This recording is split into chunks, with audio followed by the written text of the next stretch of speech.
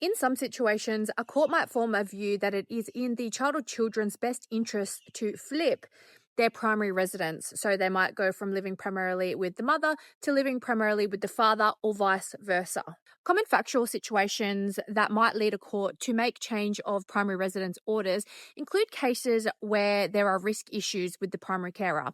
You might have a primary carer whose capacity to parent is impacted by substance misuse. They might be engaging in neglectful parenting, so there might be educational neglect. There might be other forms of neglect. Another situation that might lead a court to form a view that it is in the child or children's best interest to flip the primary residence are cases where the primary parent are engaging in alienating behaviours. So they might be saying or doing things to thwart the relationship between the child or children and the other parent. The evidence might show that the primary parent is unwilling or unable to facilitate and promote a relationship between the child and the children and the other parent.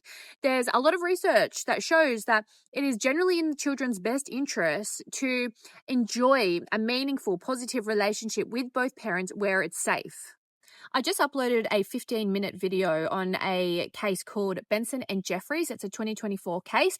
If you're interested in this topic, go and listen to the entire video. It's the video that I posted immediately before this one. In that case, the court flipped primary residence. So the children, two girls, went from living primarily with the mother to living primarily with the father because of the mother's behavior. And in part because an expert in the case found or formed a view that the mother was not facilitating or promoting the relationship between the two girls and the father.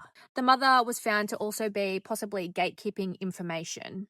A lot of people don't understand how seriously the court takes it if there is evidence that a parent is intentionally saying and doing things to invite conflict and to negatively impact the children's relationship with the other parent. And the case summary in the video before this is a prime example of the action and the steps the court might take if the evidence does lead to that conclusion.